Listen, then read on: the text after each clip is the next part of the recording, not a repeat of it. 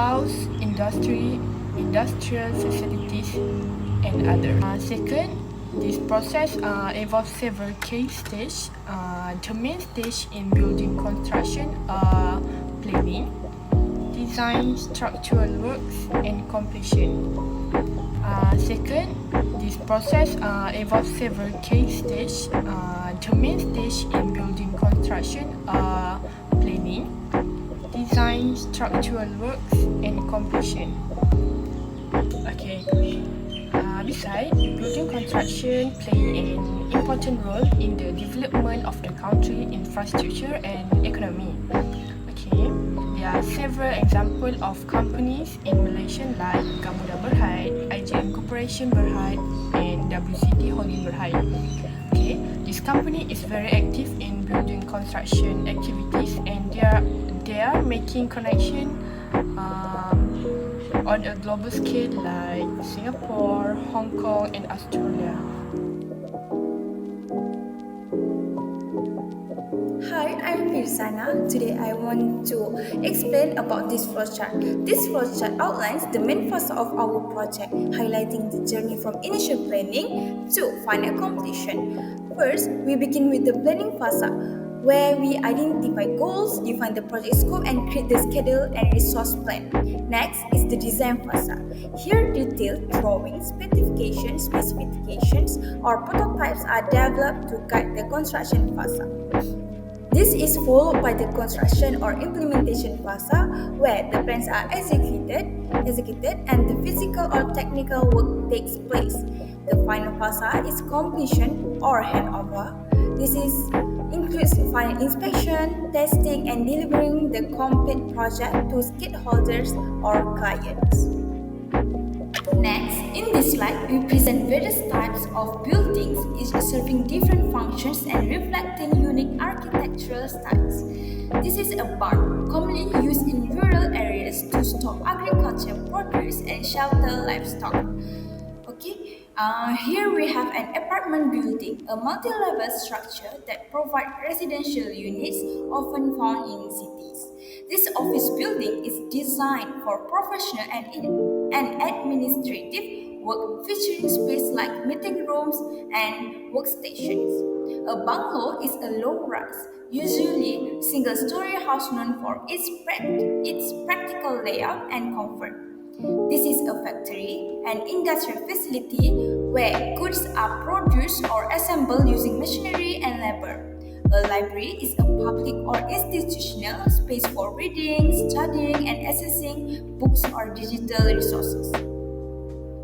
This wooden cabin is a compact house, often used for retreats in the mountains or forests, offering a rustic charm. Shown here is a pagoda, a multi-tiered traditional structure commonly found in East and Southeast Asia, often linked to religious or cultural practice. A villa is a luxurious, spacious home typically located in scenic or upscale residential areas. This school building is structured for educational activities and usually includes classroom, labs, and gathering space for students. This infographic presents the statistic of workplace accidents in the construction sector in Malaysia based on the latest data from the Department of Occupational Safety and Health, which is DOSH, for 2023. It also highlights the trends in workplace and fatal accidents from 2005 to 2023. In 2023, there were over 15.8 million workers in Malaysia, including the foreign workers. A total of 38,950 workplace accidents were recorded, with a rate of 2.46 cases per 1,000 workers. Out of these, 38,626 cases were non-fatal accidents, while 324 cases were fatal accidents. The blue graph shows the trend of annual workplace accidents. While the rate of workplace accidents has generally decreased since 2005, the total number of cases has shown slight increase in recent years. Quarterly data for 2023 indicates a consistent number of cases throughout the year. The red graph illustrates the trend of fatal workplace accidents. There has been a significant decline in the rate of fatal accidents since 2005.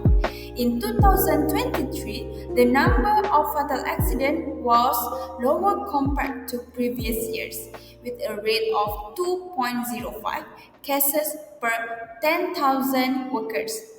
In conclusion, although the rate of workplace and fatal accidents have shown a long-term decline, the total number of cases remains significant. This highlights the need for continuous efforts to improve workplace safety, especially in the construction sector. Next is two key statutory requirements that govern workplace safety and health in Malaysia. These acts are essential in ensuring the safety and well-being of workers, particularly in high-risk industries like construction and manufacturing. The first is Occupational Safety and Health Act 1994 or Act 540. This act provides a legal framework to ensure the safety, health, and well-being of individuals in the workplace. It focuses on guiding principles to protect workers from risks that could harm their safety and health. The second is the Factories and Machinery Act 1967, revised in 1974. This act establishes regulations for managing factories, including the registration and inspection of machinery. It ensures that all equipment and machinery are properly maintained to prevent accidents and protect workers. In summary, these two acts are critical in maintaining safe and healthy workplaces in Malaysia. They not only reduce the risk of accidents but also promote the overall well-being of workers. Compliance with this regulation is essential for creating a safe working environment. There are four main types of building construction based on their function and usage. Each serves a different purpose in our daily life. First is residential buildings. These buildings are designed for people to live in.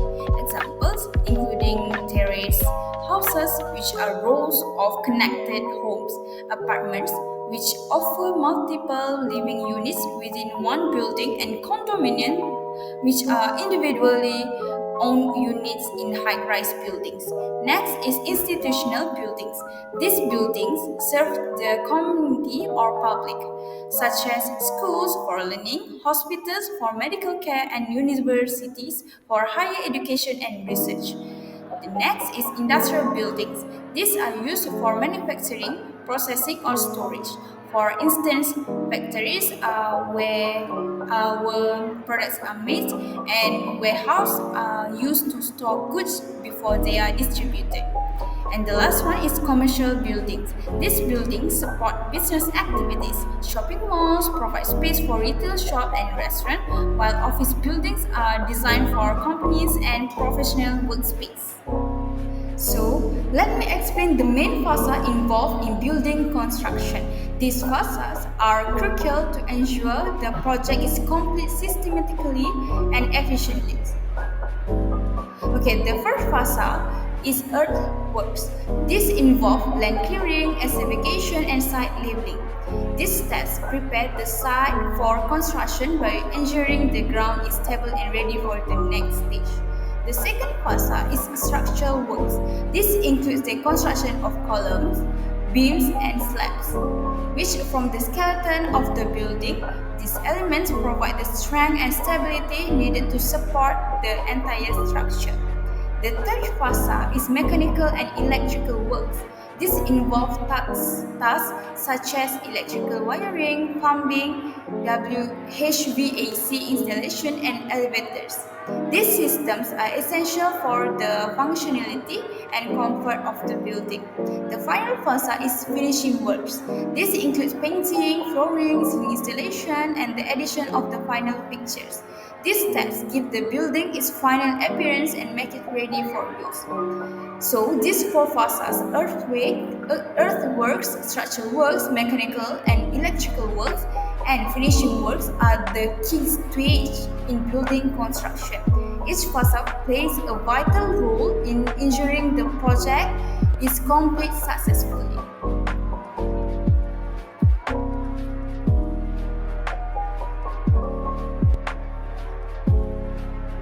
This is a role of site supervisor. First, we have monitor daily project progress. Second, ensure workers' work comply with safety instruction. Takes immediate action if an irregulation occur on site. And lastly, ensure work is carried out according to plan and specification. This is the main phase in building construction site preparation. Why this is important? Because site supervisor must know each construction phase to ensure proper planning sequencing. Mismanagement can lead to delay, safety risk, or structural issue.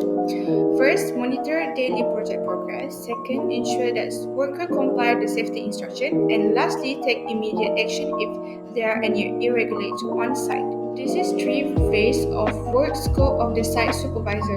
First, we have before starting work. Firstly, arrive early for initial inspection. Second, site inspection. Third, permit to work inspection if needed. And lastly, toolbox talk for workers. And during work, site supervisor need to ensure all workers follow the SOP and technical drawings. Second, monitor the safety of workers. Third, report any site issues to the project manager or engineers. Fourth, coordination with subcontractors, architect and engineer. And lastly, documentation and report, including hierarchy form, permit form, and picture for technical reference or security audit. And lastly, we have after working hour. First, site supervisor need to recheck the site to ensure that no hazard are left behind. Second, update the report and send it to the superior. And lastly, plan activity for tomorrow if needed. Why hazard identification matters? First, construction site are high-risk environment. Second, effective safety supervision start with recognizing and controlling hazard. And lastly, we use the HIRAC method. HIRAC stands for Hazard Identification, Risk Assessment, and Risk Control. This is the hazard identification that we put in the HIRAC form. We're working at height, lifting operation, excavation, welding, and cutting. This is the example of hierarchy form for site. So we have three parts, which is first hazard identification, second risk analysis, third risk control. In hazard identification, we need to list activities or routine that can cause potential hazard and can cause risk effect for the workers. For example, we have working at height can cause fall from a ladder or scaffolding, can cause a high potential or high risk effect for the workers. And existing control for that is the workers need to wear safety boot, safety reflective vest, and safety helmet. So after that, we need to analysis the potential hazard and cause or risk effect for that. So we know how risk level for that current work that workers do. The risk and control measures are supported by OSHA 1994, Section 15.1. Employers must ensure safety, health, and welfare at work. Second, Section 24.1c. Employees must use equipment properly and comply with safety rules. Next, we have FMA BOWEC. In Regulation 11, scaffolds to be erected and maintained by competent person. In Regulation 25, excavation more than 1.5 meter they must be protected. In Regulation 29, electrical wiring and equipment must be safely installed and maintained. And lastly, Safety Regulation 1986 PPE requirement, noise exposure limit, hot work control, and lifting operating protocol. Effective use of hierarchy form. First, promote systematic and preventive safety culture. at the site. Second, ensure compliance with OSHA and industry regulation. And third, help identify hazard, assess risk level, and implement proper control. Next, we have a common mistake to avoid when we use high-rate form. First, skipping hazard identification for routine job. Second, over-relying on PPE as the only control. And last, doing high-rate only once and never update it.